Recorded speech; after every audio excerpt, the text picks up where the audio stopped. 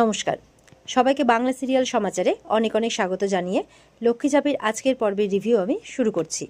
শুরুতেই ঝাঁপি তো সিদ্ধান্ত নিয়ে ফেলেছে যে তারা বাড়িঘর ছেড়ে এখান থেকে চলে যাবে চন্দননগরে তার মামার বাড়িতে। তো শুনি দীপ তখন বলছে, কেন? ঝাঁপির হাত ধরে বলছে, কেন যাবি তোরা, কেন যাবি? এখানে তোর আমার কারোরই তো দোষ নেই, তাহলে আমি এখানে থাকবো তুই চলে যাবি মানে সমস্ত কাজকর্ম সবকিছু ছেড়ে দিয়ে? এটা হতে পারে না। বলে, আমি থাকলে তোমার সংসারটা ঘেটে যাবে দীপদা, তোমার এই ইনকাম দিয়ে সংসারটা বসবে না, তাই আমাকে যেতেই হবে, কোনো উপায় নেই। এই বলে তার মাকে বলছে চলো। তার মা বলছে, অন্যের সংসার বাঁচাতে তুই নিজেকে সব কিছু ছেড়ে ছুড়ে চলে যাবি বলছিস? বলে, হ্যাঁ মা। ওদিকে মানে বাবা, দীপের বাবা এসে বলছে যে না মা, তুমি যেও না। ঝাঁপিকে বলছে, তুই কেন যাবি? তুই কোথাও যাবি না, থেকে যা মা, থেকে যা, তাই বলছে। এখানে তোর কি দোষ, তাই বলছে দীপের বাবা। তো দীপের বাবা বলছে, প্রশান্ত আসুক, প্রশান্তর সাথে বসে একটা উপায় ঠিক বার করা যাবে দেখিস। তখন দীপের মা বলছে, না, কোনো উপায় তো বেরোবে না, আর বেরোলো আমি কিছুতেই মানব না, ঝাঁপি যেটা করছে একদম ঠিক করছে, তাই বলছে। তখন ঝাঁপি বলছে, চলো মা, এই বলে মার হাত ধরে নিয়ে চলে যাচ্ছে। যাওয়ার সময় দীপের দিকে তাকিয়ে বেরিয়ে চলে যায়। এদিকে দীপের ঠাম্মি বলছে মনে মনে যে, হে মা ছাড়া লক্ষ্মী, তুমি যখন বেঁধেছ গাঁটছড়া, তাহলে তুমি কেন ওদের আলাদা করছো? তুমি কিছু একটা করো, ওদেরকে আটকাও, তাই বলছে।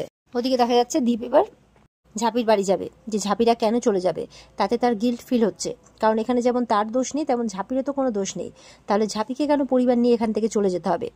তখন তার মা আটকাচ্ছে, কেন তুই যাবি? তুই যাবি না, একদম যাবি না। বলে, আমাকে আটকিও না মা। এদিকে ইনকা আসে যে, দীপ লিসেন টু মি, তুমি শোনো, তুমি কেন যাবে ওখানে, তাই বলছে, এতে তোমার কি দোষ আর তোমার কি বা করার আছে? বলে, আমার কিছু করার নেই। কেন? আমার কেন কিছু করার থাকবে না? আমি আমার দায়ভার এড়িয়ে যেতে পারি না এইভাবে? এখানে ঝাঁপির তো কোনো দোষ নেই, তাহলে ও কেন যাবে, তাই বলছে, চিৎকার করে বলছে দীপ। দীপের বাবা বলছে, একদম ঠিক করছিস বাবা, তুই একদম ঠিক করছিস। তখন বলছে যে, তোমার কি করার আছে? বলে, কেন? প্রত্যেকবার আমার কেন কিছু করার থাকে না? সেদিন যেমন আমারও কিছু করার ছিল না, ঝাঁপিরও কিছু করার ছিল না, তাহলে আজকে আমার সংসার বাঁচাতে, আমাকে সমস্ত দায়মুক্ত করতে, আমাকে স্বাধীন করতে ওকে কেন চলে যেতে হবে, তাই বলছে। দীপের বাবা, দীপের ঠাম্মি সব দীপের দিকে। ইনকা বলছে যে, এখন যদি তুমি চলে যাও তাহলে কি হবে? আমাদের তো দেখো এখানে তো একটা বড় ব্যবসা, তাই না? আমাদের যদি সবকিছু গুটিয়ে লন্ডন ফেরত যেতে হয় তাহলে তো কোটি কোটি টাকা লস হবে, আর যারা আমাদের কোম্পানিতে চাকরি করছে তাদের তো ভবিষ্যৎটা এলোমেলো হয়ে যাবে। বলে, তাহলে তো আরও পাশে গিয়ে দাঁড়ানো উচিত আমার ঝাঁপি। আমরা সবাই জানি যে তার কতটা অসুবিধে, তার পরিবারের টাকার কতটা প্রয়োজন। এইমাত্র চাকরি পেল মেয়েটা, আর সবকিছু ছেড়ে ছুড়ে চলে গেলে ওর কি হবে, ওর পরিবারের কি হবে, এটা একবার আমরা ভাববো না, তাই বলছে। দিকে দেখা যাচ্ছে ক্ষীরগঞ্জ থেকে কিছু বয়স্ক ভদ্রলোকেরা এসেছে, তো তাদেরকে দেখে একটু মনে মনে ভয় পেল। দীপের বাবা এগিয়ে যায় যে, আপনারা আসুন আসুন। দীপের মা তো মাথাতে সঙ্গে সঙ্গে ঘোমটা দেয়। দীপের ঠাম্মি বলছে, যাও যাও বড় মামা জল আনো। ভয়ে ভয়ে জল নিয়ে গেছে। ওরা বলছে, আমরা এখানে বসতে আসিনি, তোমার ছেলে প্রশান্ত তার মেয়েকে বিয়ে করেছে, তাদের বিয়ে হয়েছে, কিন্তু তোমরা সেই বিয়ে মানতে নারাজ, সেই জন্য সভা ডাকা হয়েছে। মানে তাদের যে হেড সেও কিন্তু এসেছে, তাই খবর দিচ্ছে যে সভা ডাকা হয়েছে, সেখানে যাতে তোমরা সবাই উপস্থিত থাকো। প্রশান্ত তারাও বাড়ি ছেড়ে চলে যাচ্ছিল, আমরা গিয়ে আটকেছি, ওদেরকেও খবর দেওয়া হয়েছে, তাই বলছে। সেই সভাতেই নাকি দীপদের বিয়ের বিধান দেওয়া হবে। এটা শুনে ইনকা অবাক। ইনকা বলছে, এসব কি হচ্ছে? সভাতে বিয়ের বিধান দেবে?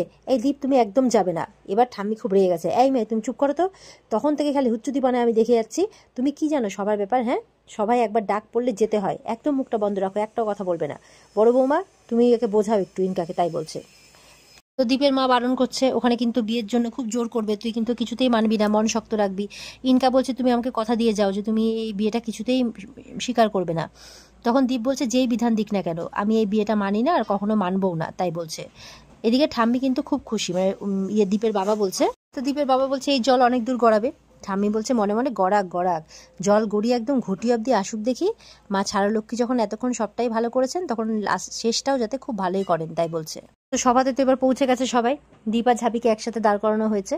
তো ওখানকার যিনি হেড আছেন তিনি বলছেন যে, জন্ম মৃত্যু বিয়ে 3 বিধাতা নিয়ে কি বলেন পুরোহিত মশাই? তো উনি বলছেন, একদমই তাই, না হলে দীপ ওই দিনই ওই সময় জাম্পোতা কেন পৌঁছবে বলতো? সব মা ছাড়া লক্ষ্মীর ইচ্ছে। দীপ বলছে, এইসব আপনারা মানতে পারেন, আমরা মানি না, আমরা শুধুমাত্র এটাকে একটা কোইন্সিডেন্স বলে মনে করি, নাথিং এলস। বলছে, একটা বিয়ে দুজনের সম্মতিতে হয়, আর সেদিন না আমার সম্মতি ছিল আর না ঝাঁপির। দীপ বলছে, এই বিয়েটা এক প্রকার জোর করে দেওয়া হয়েছে, আমরা এই বিয়েটা মানি না। দীপের বাবা মনে মনে বলছে, এই দিন দেখা নেই গো মা ছাড়া লক্ষ্মী, মোড়ল মশাইয়ের মুখে মুখে দীপ কথা বলছে, বাপরে এর ফল যে কি হবে আমার তো ভেবে ভেবে ভয় লাগছে, তাই বলছে। তো ওদিকে তো গ্রামের লোকজন বলছে দীপকে, বাবা এত অহংকার, বিদেশ থেকে পড়াশোনা করে এসছে বলে এত অহংকার, মোড়ল মশাইয়ের মুখে মুখে তর্ক করছে তাই বলছে। আর এদিকে ইনকা রনিতকে বলছে তোমাদের এখানে এই সমস্ত কিছু এত মানে কঠিন, এত বাপরে, ওখানে তো নিয়ে গেছে দীপ আমাকে আর ওর মাকে, যতই কথা দিয়ে যাক না কেন, কে জানে ওখানে কি হবে তাই বলছে।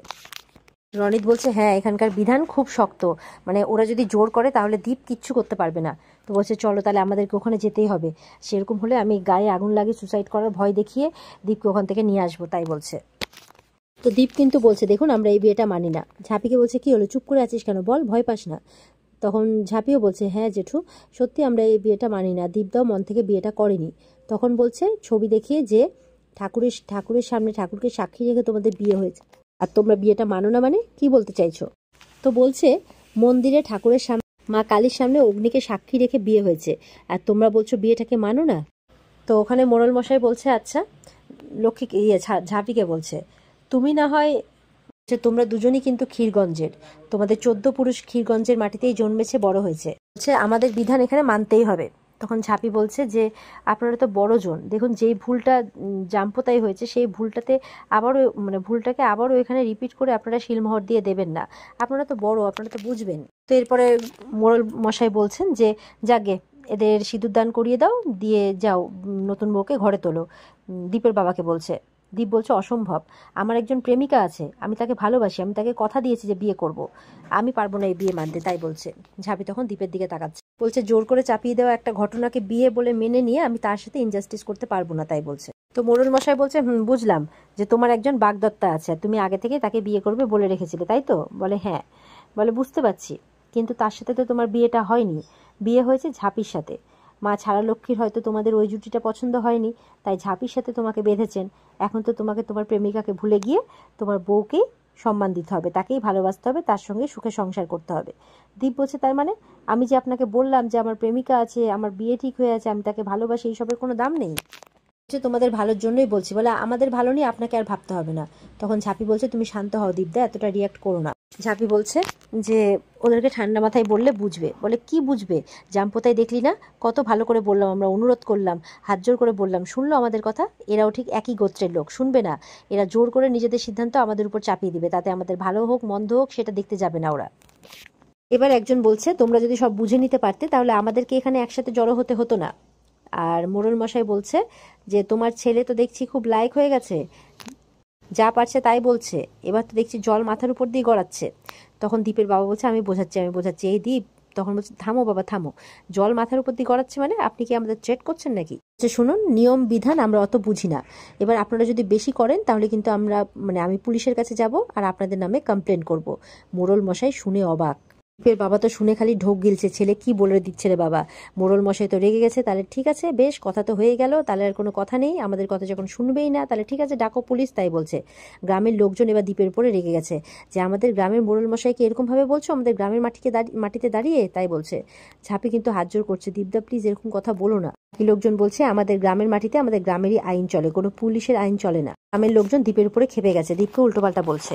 তখন মোড়ল মশাই বলছে আপনার ছেলে আমাদের আইন না মেনে উপরন্তু নিজে হুজ্জুতি করছে, উল্টোপাল্টা কথা বলছে, এমনকি পুলিশের ভয় দেখাচ্ছে, তাই আমাদের আর কোনো কিছু করার নেই।